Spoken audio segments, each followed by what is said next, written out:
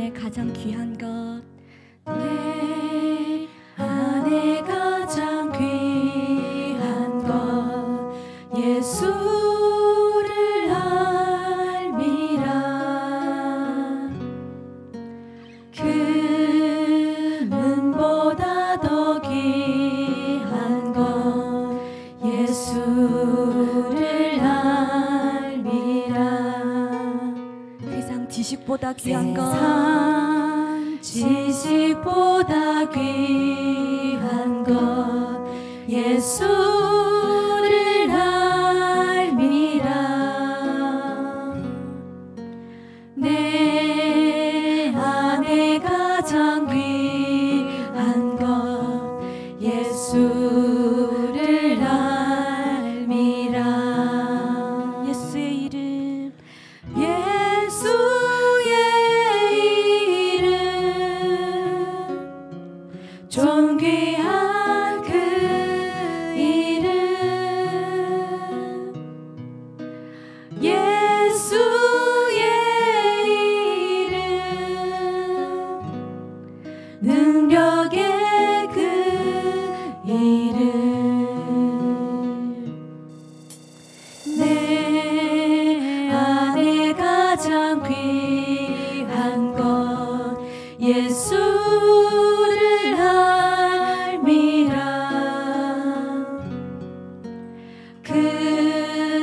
금은보다 더 귀한 것 예수를 알미라.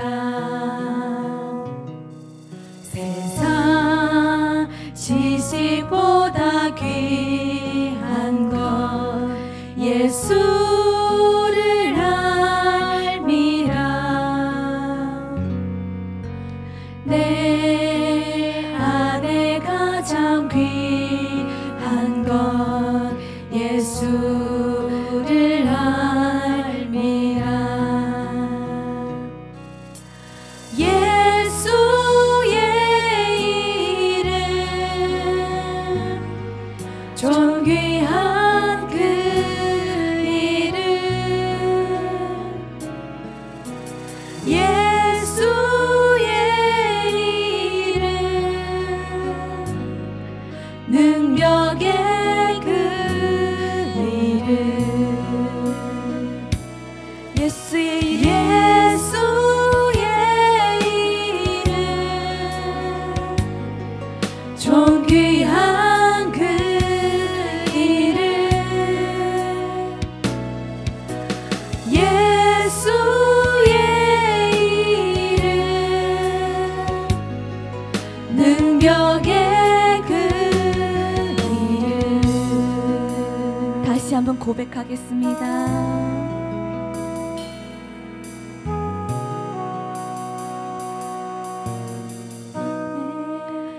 안에 가장 귀한 것 예수를 알미라.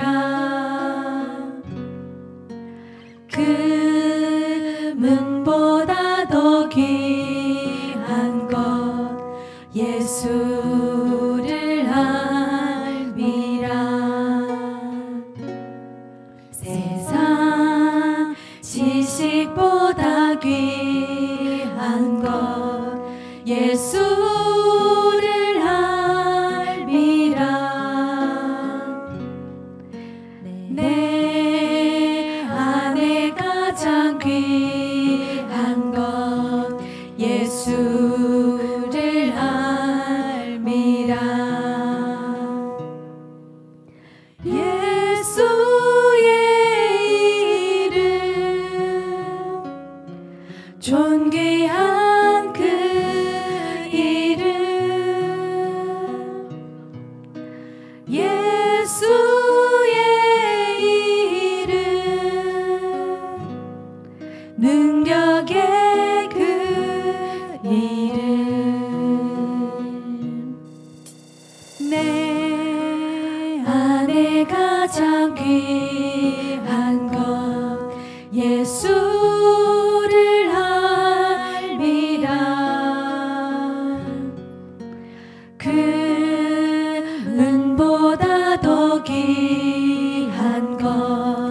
예수를 알미라. 세상 지식보다 귀한 것 예수를 알미라. 내 안에 가장 귀한 것 예수를 알미라. 예수의 이름 존귀한 그 이름 예수의 이름 능력의 그 이름 예수의 이름 존귀한 그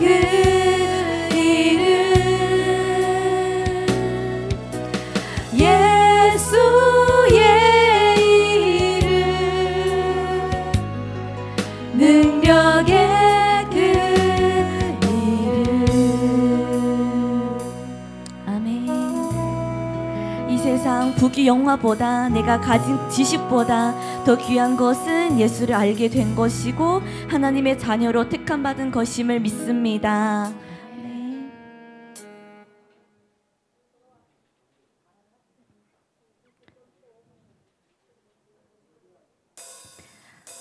영광의 주님께 감사함으로 찬양 올려드리겠습니다.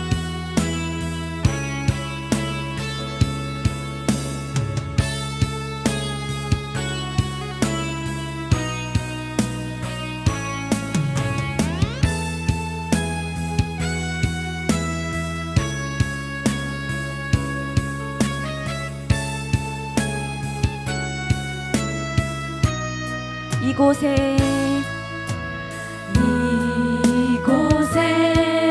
생명샘 솟아나 눈물고자 지나갈 때에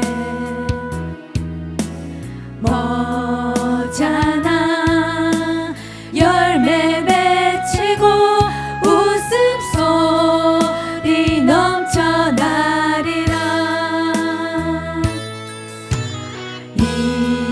이곳에 생명샘 솟아나 눈물고짝 지나갈 때에 머잖아 열매 맺히고 웃음소리 넘쳐나리라. 꽃들도 구름도 바람도 넓은 바다도 찬양하라 찬양하라 예수를. 하늘을 올리며 노래해 나의 영혼아. 은혜의 주 은혜의 주 은혜의 주. 그날에 하늘이 열리고 모든 이가 보게 되리라. 마침내 꽃들이 피고 영광의 주가 오시리라. 그날에 하늘이 열리고 그날에 하늘이 열리고 모든 이가 보게 되리라. 마침내 꽃들이 피고 영광의 주가 오시리라. 꽃들도 구름도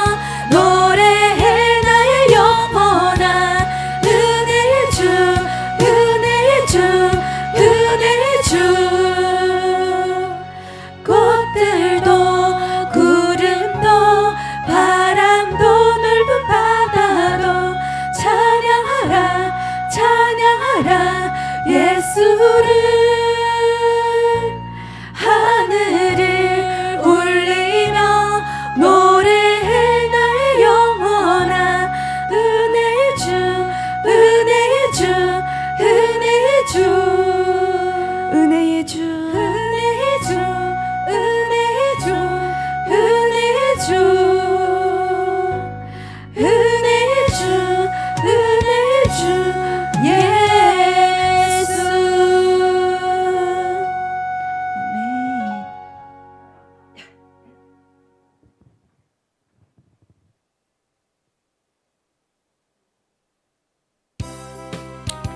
우리의 죄를 흰눈보다 더 깨끗하게 씻어주신 예수님께 박수치며 찬양 올려드리겠습니다. 이 세상의 모든 죄를 밝히시는 주의 보혈, 성자 예수 그 귀한 피 찬송하고 찬송하세.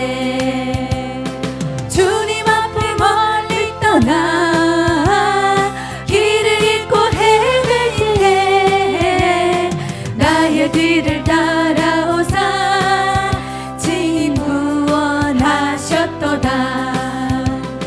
흰 눈보다도 흰 눈보다도 주의 흘리신 보혈로 희게 씻어주옵소서. 가시관을 쓰셨으니 피로 얼굴 물드셨고 십자가에 모진 고통 나를 위해 당하셨네. 말로 형용할 수 없는 구세주의 구속하심, 그 은혜와 그 진 사랑 찬송하고 찬송하세. 흰 눈보다도 흰 눈보다도 흰 눈보다도 주의 흘리신 보혈로 희게 씻어주옵소서. 다시 한번 고백하겠습니다. 아버지의 모든 죄를 밝히시는 주의 보혈, 성자 예수 그 귀한 피 찬송하고 찬송하세. 주님 앞을 멀리 떠나 길을 잃고 헤맬 때에 나의 뒤를 따라오사 진을 구원하셨도다. 흰 눈보다도 흰 눈보다도 주의 흘리신 보혈로 희게 씻어주옵소서. 가시관을 쓰셨으니 가시관을 쓰셨으니 피로 얼굴 물드셨고 십자가에 모진 고통 나를 위해 당하셨네. 말로 형용할 수 없는 구세주의 구속하심, 그 은혜와 그 신사랑 찬송하고 찬송하세. 흰 눈보다도 흰 눈보다도 주의 흘리신 보혈로 희게 씻어주옵소서. 아버지를 멀리 떠나 아버지를 멀리 떠나 바퀴를 저버리고 여러 가지 죄악으로 주홍같이 되었으니 물 같은 것 가지고는 씻을 수가 아주 없네. 주여 귀한 보배 피로 날 정결케 하옵소서. 흰 눈보다도 흰 눈보다도 흰 눈보다도 주의 흘리신 보혈로 희게 씻어주옵소서. 아멘.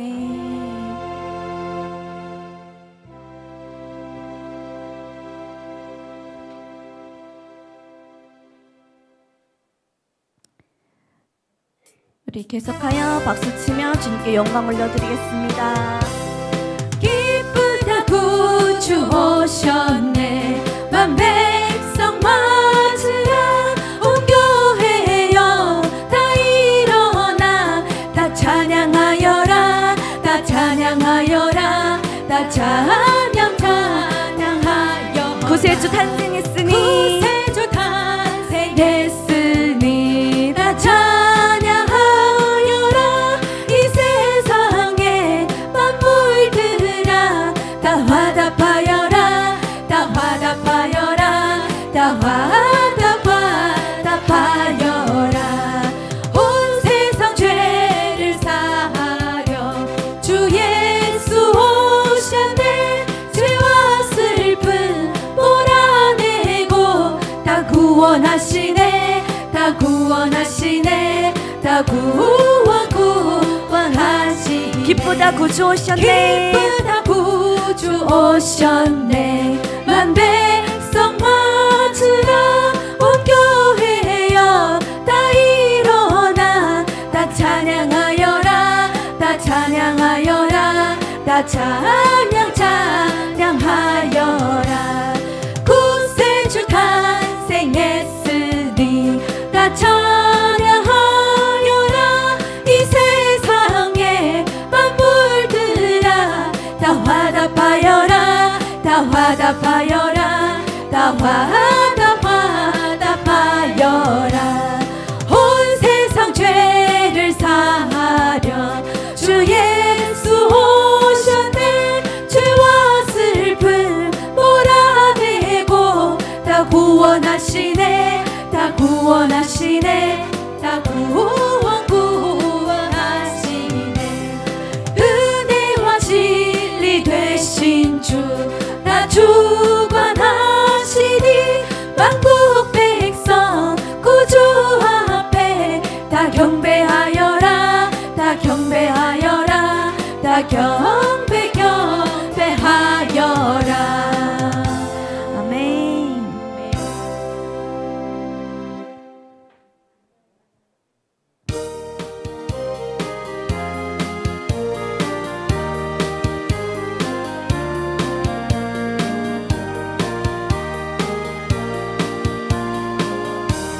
천사들의 노래가 천사들의 노래가 하늘에서 들리니 산과 들이 기뻐서 메아리쳐 울린다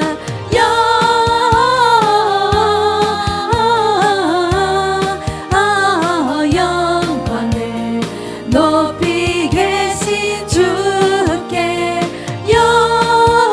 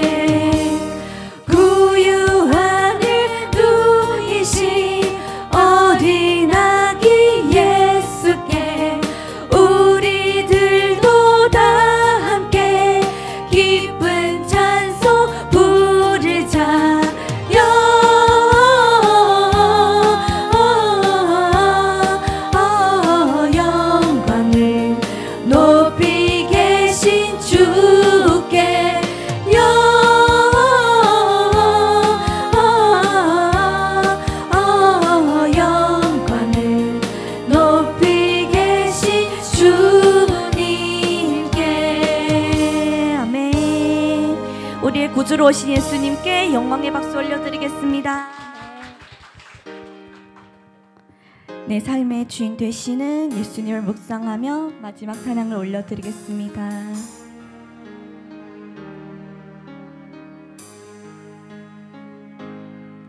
내 이름 불러주시고 내 삶의 주인 되시는 내 맘에 노래 되시는 그는 그시 나의 예수님. 내 이름 불러주시고 내 이름 불러주시고 내 삶의 주인 되시는 내 맘에 노래 되시는 그는 그시 나의 예수님. 삶의 무게가 내 마음을 누르고 버틸 힘없는 시간을 지날 때 예수만 의지하는 삶 되기 원하네. 주 붙드네. 주님 시선을 거두지 않는 삶 주의 은혜로 감당케 하시네. 예수로 사는 인생 책임져 주시니 주께 맡기네.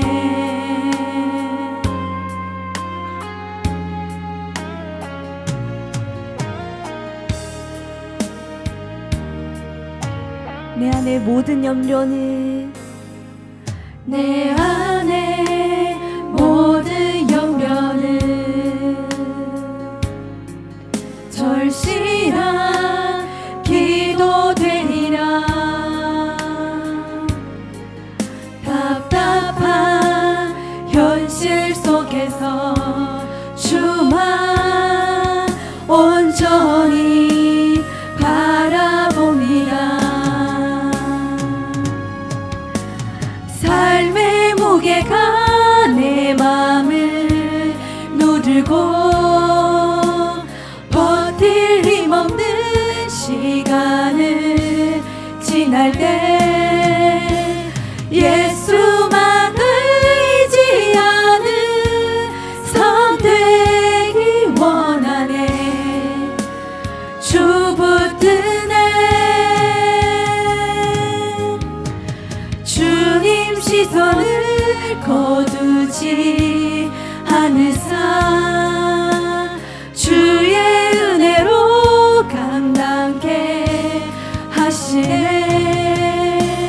예수로 사는 인생 책임져 주시니 주께 맡기네. 수고하고 무거운 짐진 자들아 다 내게로 오라. 내가 너를 쉬게 하리라. 주님, 나의 힘과 능력이 아닌 오직 주님을 의지하는 삶이 되게 하여 주시옵소서. 삶의 무게가 내 마음을 누르고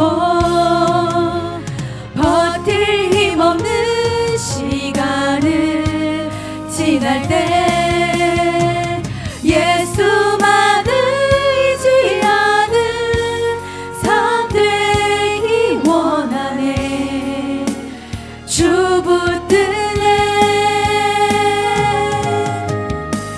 주님 시선을 거두지 않는 삶 주의 은혜로 감당케 하시네.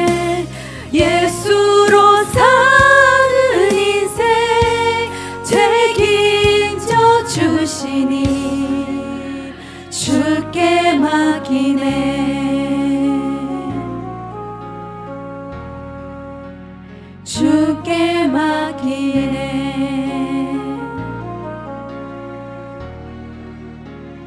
주께 맡기네.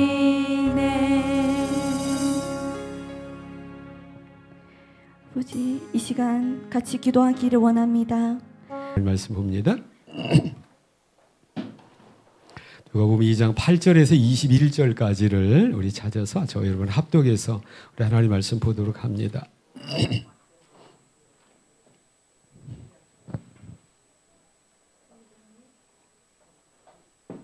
누가복음 2장 8절에서 21절까지 나와 있는데 20절까지만 우리 보도록 해요.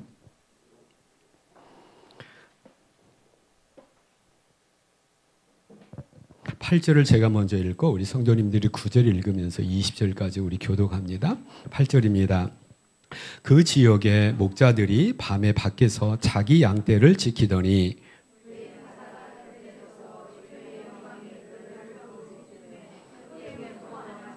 천사가 이르되 무서워하지 말라. 보라, 내가 온 백성에게 미칠 큰 기쁨의 좋은 소식을 너희에게 전하노라.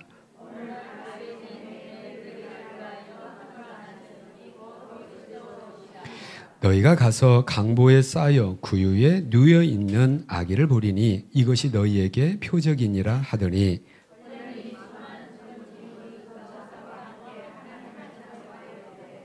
지극히 높은 곳에서는 하나님께 영광이요 땅에서는 하나님이 기뻐하신 사람들 중에 평화로다 하니라.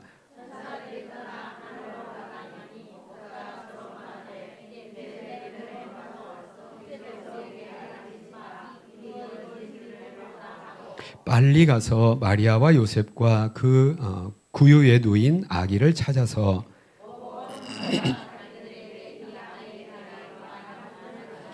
듣는 자가 다 목자들이 그들에게 말한 것들을 놀랍게 여기되 함께 읽겠습니다. 목자들은 자기들에게 이르던 바와 같이 듣고 본 그 모든 것으로 인하여 하나님께 영광을 돌리고 찬송하며 돌아가니라. 아멘. 오늘 교독과 하나님 말씀을 중심으로 목자들에게 주어진 성탄 소식이라는 제목으로 함께 말씀을 나누도록 하겠습니다. 하나님 말씀 나눌 때에 목자들에게 들렸던 기쁘고 참 좋은 소식이 여러분에게 들려져서 성탄이 2000여 년 전에 단지 그 베들레헴에 태어난 것으로 끝나지 않고 오늘 우리 10년 가운데 예수 그리스도에 대한 믿음으로 말미암아 예수 그리스도가 우리 10년 가운데 새롭게 있게 되고 더 견고하게 있게 되는 그러한 은혜의 시간, 믿음의 시간 다 되기를 축복합니다. 다 되시기 축복합니다. 이 본문은 우리가 찬송을 통해서나 성탄절 즈음에는 반드시 읽게 되거나 듣게 되거나 꽤 익숙한 본문입니다. 누가 나오는 거죠? 목자들이 아기 탄생의 그 현장에 초대가 되는 그러한 은혜로운 모습인 거죠. 우리가 지난 시간에는 마태복음을 통하여서 누가 또 아기 예수께 찾아오는 걸 우리가 들었습니까? 동방으로부터 온 박사들이 한 무리가 아기 예수께 찾아오게 됐는데요. 우리가 중국에서 참 성탄절 즈음에 집회를 나가면 대부분 중국은 또 성극을 많이 해요. 이게 하는데 대부분 저 성극이 성경 말씀하고 맞나 싶은 부분이 있는데 어찌됐든 이제 은혜로 성극을 많이 보게 되는데 이렇게 따져보면 우리가 순서적인 것을 보면 오늘 목자가 아기 예수께 찾아온 순서가 먼저입니다. 그리고 동방에서 온 박사들이 그 다음에 찾아오게 되는데요. 시간적인 차이도 꽤 큽니다. 성극을 보면 대개 아기 예수는 여전히 어디에 누워 있어요? 구유는 말밥통이잖아요. 동물들의 밥통에 여전히 누워 계시고 엄밀히 얘기하면 목자들이 구유에 누워 있는 오늘 본문에 보니까 목자들이 왔을 때 아기 예수는 어디에 누워 있는 겁니까? 구유에 누워 있는 아기 예수를 본다라고 해서 이제 보게 됐는데 목자들은 그렇지 않지 동방에서 온 박사들은 그렇지 않습니다. 시간적으로 하면 8일이 지났고요. 또 누가복음에 보면 그 산모, 그 어머니 마리아의 정결례를 통해 이제 하루에서 또 성전에 가는 모습을 보고 거기서 안나와 시므이를 만나는 모습을 보는데 그때는 아기가 태어난 지 40일이 지난 시점이에요. 그리고 그 일이 다 있고 난 다음에 동방에서 박사들이 이제 찾아오게 되는 거죠. 적어도 며칠이 지난 거예요. 목자들이 온 시간으로부터 며칠이 지나게 되면 한 50여 일이 지난 상황에서 동방에서 박사들이 오게 된다는 거죠. 그러니까 그래서 마태복음 2장에 보면 동방에서 박사들이 구유에 누인 아기를 봤다는 얘기가 아니라 어디로 가죠? 집에 가서라는 표현이 나오는 거예요. 그때 거기서는 이제 베들레헴의 한 집에 이제 집을 맡아서 지금 아기 예수가 있는 상황인 거고, 오늘은 어디에 있는 겁니까?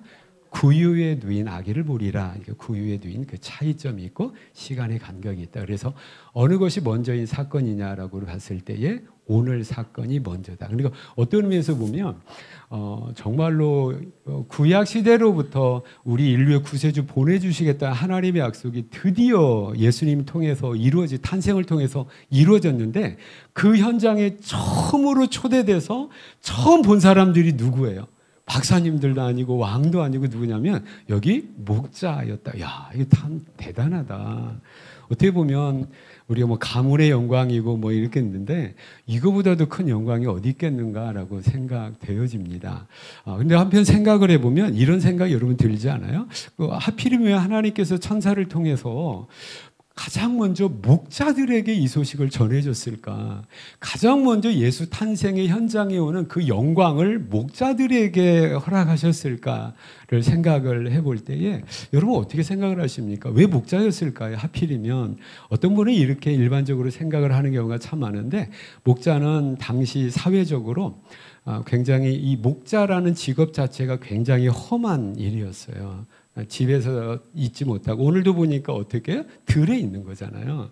집에 살지 못하고 들에 떠돌이 생활을 하면서, 왜요? 목초지를 찾아서 이동을 해야 되니까 그렇기 때문에 어떻게 보면 힘들고 어렵고, 그래서 당시 사회적으로도 못 배우고 없고 또 사회적으로도 낮은 계층의 사람이 이제 목자라고 인식을 하고 있는 상황이에요. 이런 어떤 당시 상황을 배경으로 두고 우리가 생각할 때, 예수님께서는 낮고 천한 곳에 오셔서 우리를 구원해 주셨기 때문에 낮고 천한 직업을 가지고 있는 그런 삶을 살고 있는 목자들에게 먼저 나타나지 않았을까? 물론 이것도 전혀 틀린 바는 아닌데, 근데 예수님이 필요한 것은 낮고 천한 사람만 예수님이 필요한 게 아니잖아요. 이 땅의 황제들도 예수님 필요하고, 돈이 아무리 많이 가진 사람들도, 황제들도, 또 가난한 사람, 다리 밑에 사는 가난한 사람들도 다 죄가 있기 때문에 예수님이 필요한 것은 다 마찬가지인 줄로 믿습니다. 그러면 예수님이 그러한 부류에 왔다면 이것은 모든 민족과 모든 사람의 구세주로 오신 예수 그리스도와 이건 좀 맞지 않는다라는 생각이 듭니다. 또 다른 이유가 있는데, 목자들이어야 되는 또 다른 이유가 있는데, 지난 시간에 우리 살펴봤듯이 동방에서 온 박사들의 그 동방이라는 나라가 구약의 역사적인 어떤 사건과 이렇게 대조를 해보고 연결시켜 봤을 때 바벨론의 포로로 끌려간 후에일 것이다. 그리고 바벨론으로 포로로 끌려간 후에들의 믿음이 전승되어서 목자들이, 그 동방에서 온 박사들이 그렇게 1500km나 되는 곳을 순례하듯이 와서 아기 예수를 보고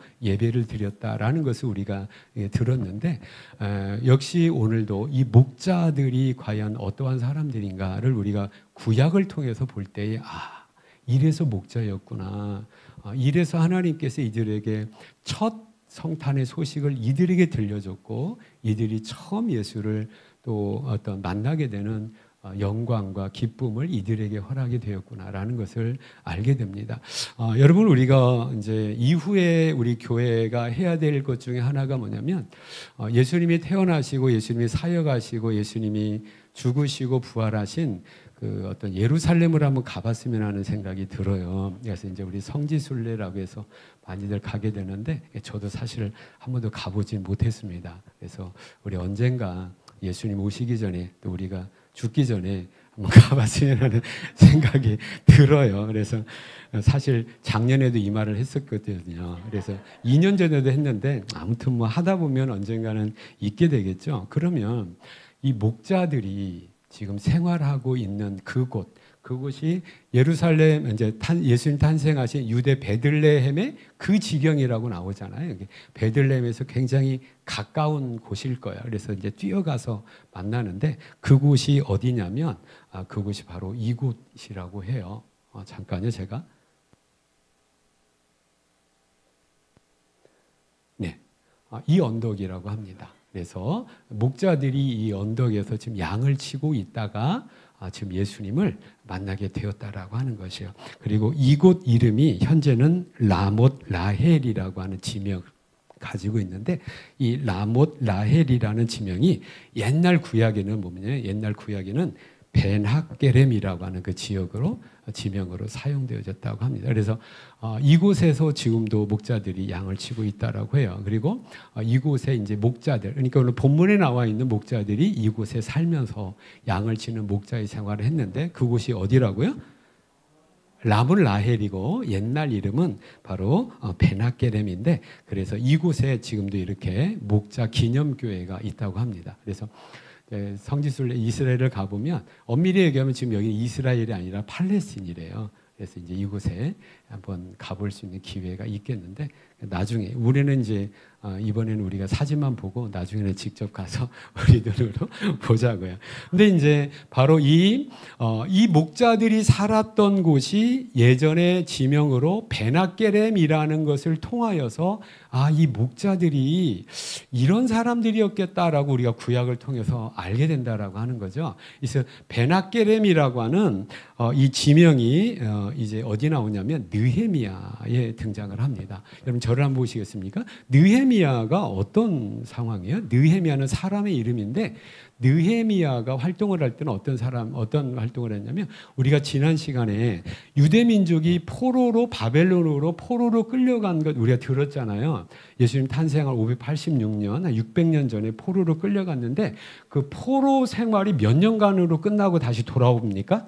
70년으로 끝나고 다시 돌아오게 되는데 세 번에 걸쳐서 어떤 70년에 끌려갔던 이 포로들이 다 70년 이후에는 또 세 번에 걸쳐서 다시 돌아오게 됩니다.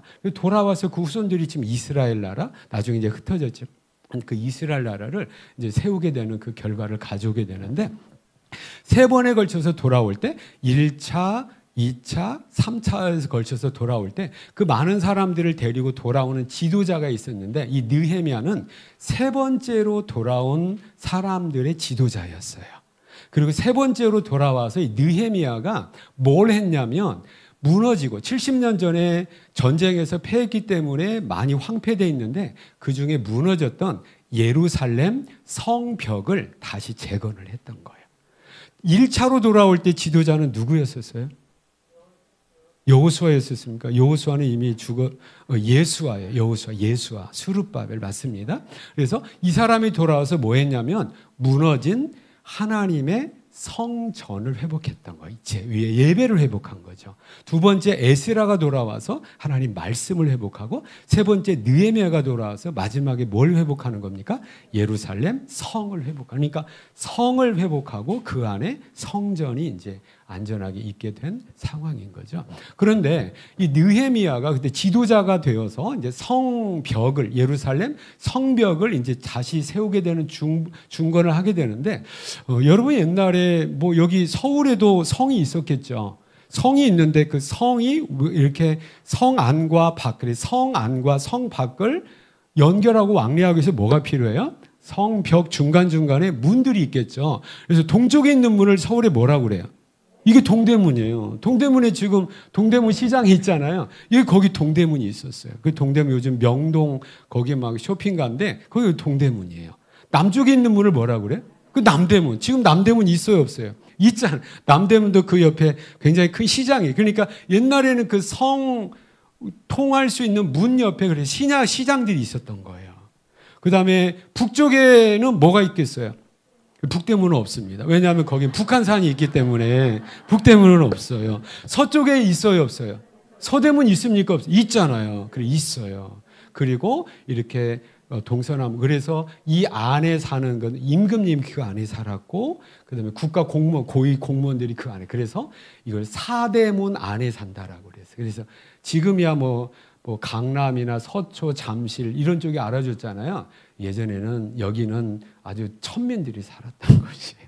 예전에는 한강 북쪽에 사대문 안에 임금님도 살았고, 그래서 사대문 안에 산 사람들을 알아줬던 거예요. 이해가 되시죠? 그래서 사대문은 동서남북 네 개의 문이라는 거죠. 그 예루살렘도 성벽을 쌓기 위해서 뭐가 필요합니까? 벽과 벽에 또 외부로 통하기 위한 문들이 필요한데, 우리가 이 문 몇 가지 우리가 들었어요. 여러분 사도행전에 보면 베드로가 은과 금은 내게 없거니와 내가 있는 것으로 내게 주노니 곧 나사렛 예수 이름으로 일어나 걸어라. 그 사건 기억합니까? 안 합니까?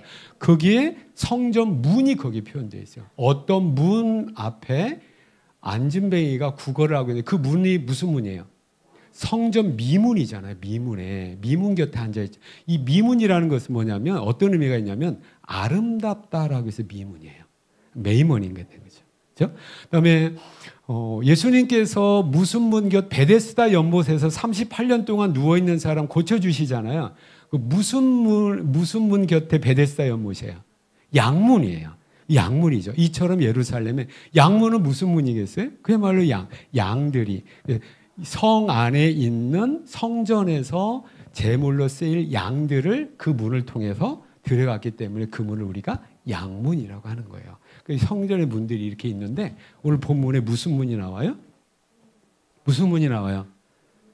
분문. 분문은 무슨 문이겠어요? 여러분 이건 똥문입니다. 똥문. 네, 분자가 똥분자예요.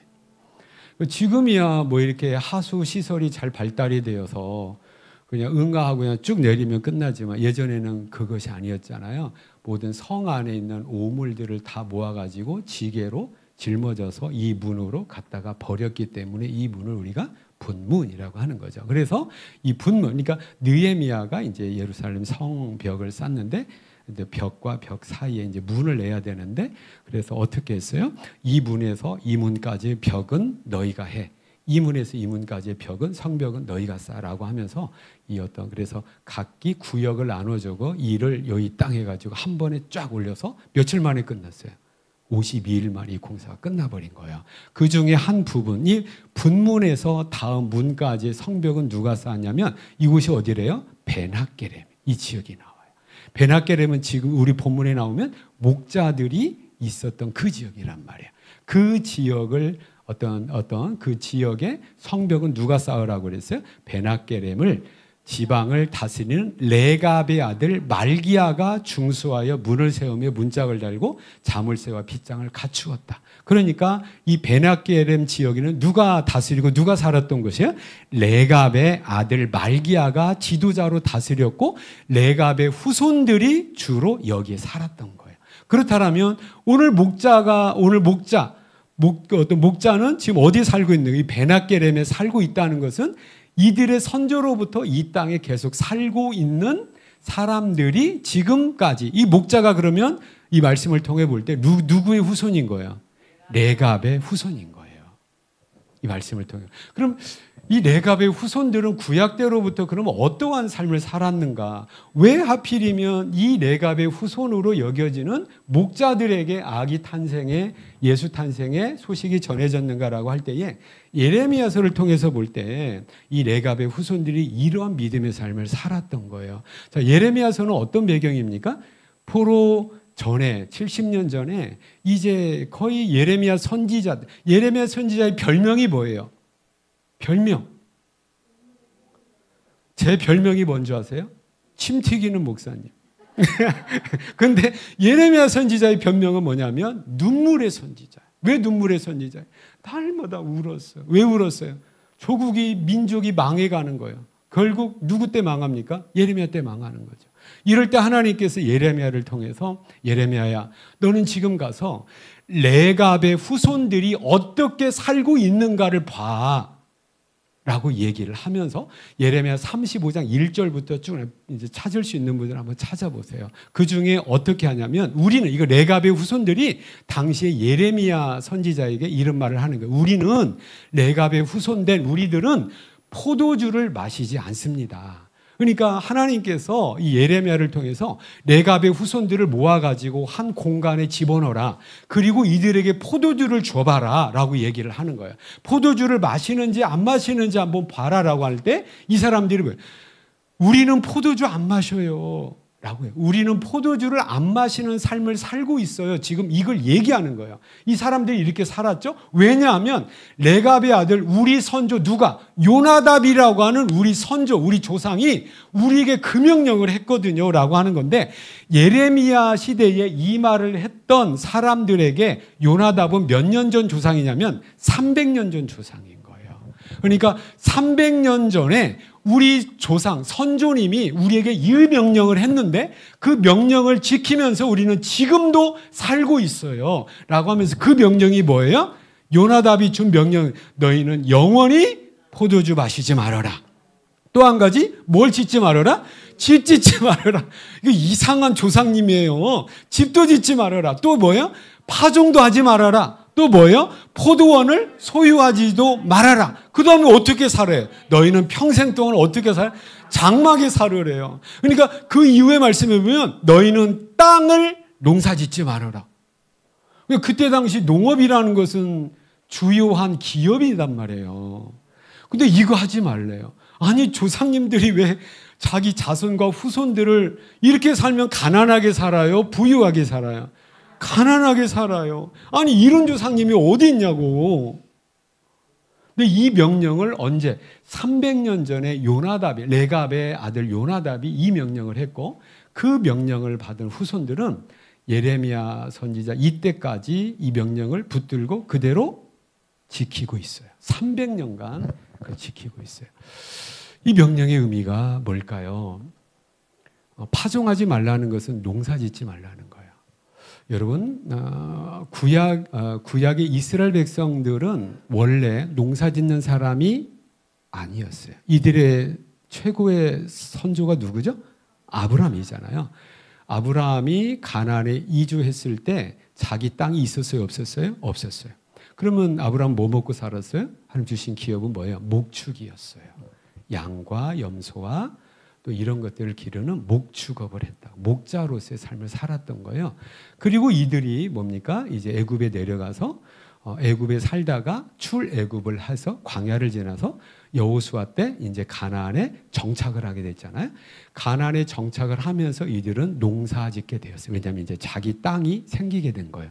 근데 문제는 뭐냐면 이스라엘 백성들이 가나안을 여호수아 때 가나안을 정복하고 그 땅을 차지하고 이스라엘 나라를 세우기 전에 거기에 이미 살고 있었던 민족들이 있었어요, 없었어요? 있었죠. 가나안 7족속이라는 민족들이 있었는데 이 민족들은 하나님을 알았어요, 몰랐어요? 몰랐어요.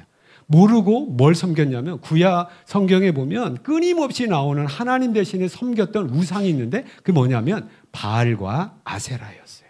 이건 어떤 우상이냐면 원래 가나안 족속들이 섬기고 살았던 우상이에요. 그러면 이 우상의 의미가 뭘까요? 가나안 사람들은 원래 목축업을 하는 사람이 아니라 가나안 땅을 차지하고 있으면서 땅을 어떤 농사를 지을 때 필요한 우상들이었어요. 그래서 여러분 바알신 들어봤어요? 안 들어봤어요? 이거 뭐냐면 하늘의 신이에요. 태양의 신이고 성적으로 하면 남성의 신이에요. 또 한 가지 이 땅의 신. 농사 지어야 되니까 땅이 중요하단 말이에요. 땅의 신은 뭐예요? 여성 신이고 또 뭐예요? 풍요를 가져다 주는 신인 거예요. 그리고 그게 누굽니까? 아세라예요. 바알과 아세라. 하늘의 신과 땅의 신. 그래서 농사 지으려면 하늘에서 뭐가 있어야 돼요? 태양이 있어야 되고 바람이 있어야 되고 비가 있어야 되고 땅의 신, 어머니의 신은 뭐예요? 여성의 신은 그것을 받아서 이제 안에 곡물을 내줘야 되는 거란 말이죠. 이해가 되시죠? 그렇기 때문에 구약의 이스라엘 백성들이 가나안에 들어가면서 하나님을 놓쳐버렸어요. 왜요? 농사 지어야 되니까. 농사 짓는데 누구의 도움을 받은 거예요? 가나안 사람들의 도움을 받아서. 이들의 도움을 받다 보니까 이들이 섬기고 있었던 하늘의 신과 땅의 신을 숭배하기 시작을 하면서 결국 포로까지 끌려가는 그런 불행을 겪게 된 겁니다. 그래서 여기서 단지 이스라엘 어떤 요나답이 그 어떤 자손들에게 후손들에게 너희는 농사짓지 마라고 할 때의 그 의미는 뭐냐면 너희는 그냥 일부러 가난한 이런 의미가 아니라 뭡니까? 하나님을 떠나서 우상 숭배하는 이것을 어떻게 해요? 미연에 방지하기 위하여서 이런 조처를 했던 거예요. 또 한 가지 뭘 마시지 말으래요? 포도주 마시. 포도주를 마시면 취해요, 안 취해요? 취하잖아요. 여기 의미는 뭐냐면 여기도 우상 숭배의 의식과 대단히 관련이 깊은 거예요. 어떤 의식이냐면 자, 바알과 아세라를 이건 한 묶음입니다. 숭배하는 그 의식에 우리가 지금 예배 드리듯이 그들도 어떤 예배 의식이 있을 거 아니에요? 그때 어떤 의식이 있냐면 자, 남성신과 여성신을 기쁘게 해줘야 돼요. 그러면 예배 드리는 사람, 거기 그 숭배하는 사람이 어떻게 하냐면 남자와 여자가 그 의식 가운데 그 안에서 성적인 음란한 행위들을 하게 됩니다. 남자와 여자가 성적인 접촉을 했을 때에 하나의 어떤 여성의 결과적으로 어떤 생산이 이루어지게 되는 이러한 그래서 바알신과 아세라신에 의하여서 우리가 풍요로워지려면 이 신들을 기쁘게 해야 되는데 우리가 그래서 성전 안에는 뭐가 있냐면 항상 몸을 파는 창녀들이 있었어요. 그리고 제사를 드리러 가는 그 남성들이 그 여성들과 함께 성적인 어떤 음란한 짓거리들을 하고 있었던 거죠. 그러기 위해서는 제정신으로 못하니까 뭐예요? 포도주를 마셨대. 그래서 이거 마시지 말라는 것은 그러면 아이고 그럼 무슨 재미로 살아요? 아니 우리 가난하게 살아야 돼. 그런 의미보다도 뭡니까? 하나님 떠나지 말아라. 하나님 떠나게 되는 것들을 너희 조심해라. 하나님 떠나지 않게 하기 위해서 우리가 조금 가난하게 살자. 농사 안 지으면 가난할 수밖에 없잖아요. 이 사람들에게 다 조상 때부터 주어진 땅의 기업이 있었어요, 없었어요? 있었잖아요. 근데 그것을 지금 포기한 거예요. 그리고 뭐 하래요? 장막에 살으라는 것은 뭐예요? 뭐 하자는 겁니까? 목축을 해라. 목축을. 그 장막에 살면 이곳에서 저곳으로 떠돌이하면서 어떤 목축을 하는 삶을. 여러분 아까 서두에 말씀드리지 목축은 뭐예요? 힘들어요. 어려워요. 가난해야 돼요. 다른 사람에게 질시를 받아야 돼요. 그럼에도 불구하고 조상님이 너희는 그렇게 살아라고 얘기를 하는 거예요. 이건 뭐죠?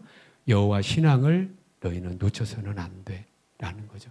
그러면서 예레미야 35장 이렇게 쭉 후반부에 보면은 이렇게 장막에 살아라. 그리하면 어떻게 된다고 얘기하고 있죠?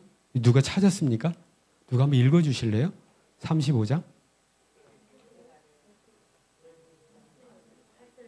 예, 한번 읽어보세요. 누가 한번 읽어주세요.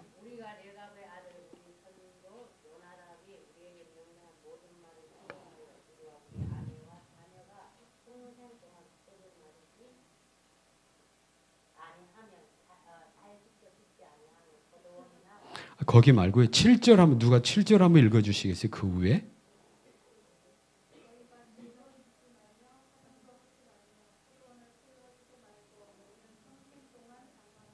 그리하면 그렇습니다. 이건 뭐죠? 조상이 먼저 알았던 거예요. 너희가 이처럼 파종도 하지 말고 이거 하지 말아라. 그러면 너희가 이 땅에서 너희 생명이 길리라. 그러니까 조상으로서 자기 자녀와 후대가 망하라고 이렇게 사는 게 아니란 말이죠. 이렇게 살면은 어떻게 된대요? 하나님이 주신 기업에서 너희가 쫓겨나지 않을 거야. 하나님이 너희를 지켜줄 거야. 하나님이 너희를 책임져 줄 거야. 아멘 하시기 바랍니다. 그런데 이것이 어떻게 이루어졌나요? 진짜 하나님이 책임져 줬어요. 바벨론이 몇 차례에 걸쳐 쳐들어왔어요? 3번에 걸쳐 쳐들어오고 모든 사람 포로로 끌려갔는데 레갑의 후손들은 끌려가지 않았어요. 하나님이 주신 기업에 그대로 살 수 있었다고요. 왜? 이들은 땅이 없거든.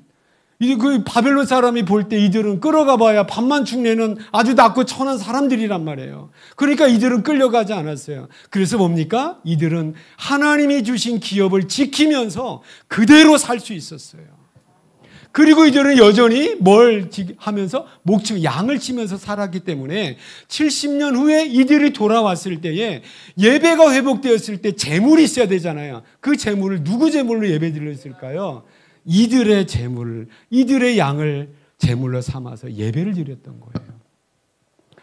이처럼 이게 참 믿음의 믿음의 어떤 선배들이, 믿음의 부모님들이 우리 자녀 세대에게 여러분 적어도 이런 말을 해줄 수가 있어야 되잖아요. 너희가 믿음으로 살 때에 하나님께서 이렇게 책임져 주실 거야. 그러니까 그렇게 살아. 라고 우리가 믿음으로 자신 있게 자녀들에게 선포를 해야 되는 거 아닙니까? 여러분, 이러한 삶이 때로는 어때요? 머저리 소리 듣잖아요. 아니, 다 농사 짓고 다 풍요롭고 하나님 믿는 거 조금만 포기하면서 살아가면 얼마든지 부유하게 살 수 있는데 너희 가문은 뭐가 잘났다고 그렇게 특별하게 사는 거야. 이런 소리 듣는다고요. 그런데 결과적 가보면 이들은 전쟁통에 죽지 않았어요. 그리고 지켜주셨다고요. 이런 믿음의 결과가 있다는 거예요. 여러분, 제발, 저와 여러분 이제 기성세대가 됐잖아요. 우리 후배들이 있는, 우리 자녀들이 있어요. 여러분, 뭘 전수해 주시겠어요? 여러분, 재물? 물질? 여러분, 아니에요. 물질 상속 잘못했다가 자녀 세대에 완전히 형제간 박살나는 거 우리가 너무 많이 보잖아요. 저는 그래서 우리 부모님께 감사해요. 우리 부모님이 저에게 불려준 거 하나도 없거든요. 물론 저를 공부시켜 주시고 처음 시작할 때 다리를 놓아주신 것. 그러나 뭐 있는 어떤 재산 가지고 형제간에 이렇게 몇 분의 몇 나누고 다투고 너는 많이 가져가야 돼. 내가 어머니 섬겼잖아. 이럴 일이 전혀 없거든요. 그런데 그거 있으면 좋습니까? 그것이 아니라는 거예요. 뭡니까? 이들은 우리가 좀 가난하게 살아도 하나님을 믿는 믿음을 지키면서 살아갈 때에 당시 환경이 아니라 당시 환경에 어울려서 그냥 환경에 휩쓸려 사는 사람들, 우리를 볼 때 우리를 조롱할 수 있을 거예요. 아니, 세상이 이렇게 변했는데 아직도 목축을 하면서 왜 떠돌이 생활을 하는 거야? 집 짓고 층집 짓고 우리가 벽돌집 짓고 살 수 있는데 아직도 왜 초가집 짓고 사는 거야? 우리 중국어로 하면 그렇게 표현할 수가 있잖아요. 그럼에도 불구하고 하나님을 떠날 수 있는 가능성이 있는 것들을 제거하다 보니까 여전히 장막 생활을 해야 되고 농사를 짓기보다는 힘들고 어렵고 가난하게 살아야 되는 목축과 목자로서의 삶을 살아갈 수밖에 없지만 결과적으로 하나님께서 우리를 책임져 주실 거야 라고 하는 믿음의 삶을 살았고 그런 삶을 살도록 어떤 후손들에게 그러한 삶을, 그러한 믿음을 계승해 주었던 거예요. 그리고 오늘 본문까지, 그러니까 오늘 본문을 중심으로 한다면 레갑의 이 가문의 믿음은 몇 년 믿음인 거예요? 도대체? 자, 예레미야 때는 이미 300년 된 믿음이었어요. 예레미야 때 망하잖아요. 언제 망합니까? BC 586년에 망합니다. 예수님 탄생하기 586년에 망한 것은 거기 300년을 더해보세요. 그럼 886년이에요. 약 1000년입니다. 이 목자들은 지금 몇 년 동안의 믿음을 계승하면서 이 믿음을 유지하고 있는 거예요? 1000년 동안의 조상들의 믿음을 유지하고 아직도 뭘로 살고 있는 거예요? 목자로서 삶을 살고 있는 거예요. 이렇게 순수하게 믿음 지키려고 하고 있고, 구약시대에 단순히 여호와 신앙을 지킨다는 것은 무엇이냐면 하나님께서 주신 약속을 붙잡았다는 거죠. 그 구약에 하나님 주신 약속이 뭡니까? 너희를 위하여 구주가 올 거야. 그래서 여호와 신앙을 지키고 있고 구세주가 올 것을 맞이할 준비를 하고 있어야 돼라고 하는 구체적인 믿음의 모습이 뭡니까? 레갑의 후손들의 이 모습이었던 거예요. 그리고 하나님께서 우리에게 주어진 이 구세주를 언젠가는 하나님 반드시 보내주시고 그 구세주 오실 때에 우리가 그 구세주 기다리고 만나야 되기 때문에 여전히 우리는 목자로서의 삶을 산다라고 하는 거죠. 이처럼 믿음 지키면서 약속 붙들고 기다리고 준비했던 목자들이었기 때문에 하나님께서 다른 누군가가 아니라 이 목자들에게 예수 탄생의 첫 소식을 전해줬던 거고, 이 첫 소식을 들은 목자들이 드디어 우리 조상님들로부터 계승되었던 믿음이, 약속이 드디어 우리 가운데 이루어지는구나 라는 것을 확신하면서 아기 예수를 첫 번째로 찾아간 이 모습이었다라고 하는 것이죠. 깨닫는 저희를 다 되시기를 축복합니다. 그래서 이런 흔적이 본문에도 나오는 것이 뭐냐면, 처음에 천사들이 호련히 나타났을 때 놀랬어요? 안 놀랬어요? 놀래잖아요. 놀라고 무서웠는데 그 다음에 이들이 크게 기뻐하게 됩니다. 왜 기뻐하게 됩니까? 의미적으로 하면 너희가 기다리고 대대로부터 믿음 지키면서 기다렸던 그 구세주가 오늘 너에게 오셨어라는 소식을 듣자 이들이 곧 기쁨으로 일어나서 우리가 뭐하자? 달려가서 빨리 가서 그 아기 예수를 우리가 보자라고 하면서 지체하지 않고 빨리 달려갈 수 있는 것은 뭐냐면 밑도 끝도 없이 들려진 소식이라면 이들은 그렇게 달려가지 않았을 거예요. 그런데 믿음 지키면서 그 약속이 기다려지고 구세주에 대한 약속이 이루어질 것을 준비하고 있었기 때문에 그 약속이 들려지자마자 모든 것 뒤로 하고 그 약속을 확인하러 아기 예수께 찾아갔던 것입니다. 이게 오늘 목자의 그런 모습이다라고 하는 거죠. 그래서 이 목자는 보통 사람이 아닌 거예요. 그래서 왜 목자로서의 가난하고 낮고 천한 삶을 살았는가? 다른 이유 없습니다. 믿음 지키기 위해서 그렇습니다. 저 여러분 어떻습니까? 올 1년 우리에게도 이 목자들이 붙잡았던 믿음이 똑같은 약속이 저와 여러분에게도 있잖아요. 이때 오신 예수님이 우리에게는 어떤 예수님으로 약속되어 있습니까? 그 예수님 다시 오신다. 아멘 하시기 바랍니다. 그래서 우리는 그 다시 오시는 예수님을 맞이할 준비를 우리가 지금 하고 있는데 그 준비하는 믿음의 구체적인 모습이 뭐겠는가라고 할 때에 오늘 본문에 나와 있는 이 목자들의 믿음의 모습이 우리의 현재를 살아가는 우리의 모습이어야 되지 않는가. 우리가 세상의 환경에 어느덧 물질에 세상의 가치에 우리가 휩쓸리다 보면 내 믿음 소홀해지고 예수 그리스도를 맞이할 준비가 소홀해지기 쉬운 이때를 당해서 레갑의 후손으로서의 이 목자의 믿음의 삶이 저와 여러분에게 큰 도전이 되고 큰 위안이 되는 줄로 믿습니다. 그래서 24년도 한 해 우리가 참 믿음으로 열심히 잘 살았습니다. 예배의 모습을 보면 정말 하나님께서 기뻐하실 것 같아요. 그럼에도 불구하고 아직도 우리가 세상의 어떤 세상의 가치와 세상 사람들이 주장하는 것 때문에 정말로 우리의 믿음이 부족해지지는 않았는가라는 것을 우리가 반성을 하면서 다가오는 25년도에는 우리가 좀 더 하나님 앞에 예수 그리스도를 맞이할 준비를 온전하게 하는 믿음과 그 기다림의 믿음으로 우리가 새롭게 살아가는, 새롭게 결심하는 저와 여러분 다 되시기를 축복합니다. 다 되시기 축복합니다. 또 하나 뭐냐면 참 본문을 어떤 이렇게 다시 새롭게 묵상해 작년에 했던 설교를 지금 다시 새롭게 묵상하면서 하게 되는데 참 이들의 선조들로서의 믿음의 계승의 이 아름다움이 정말 어떻게 이렇게 아름다울 수가 있는가?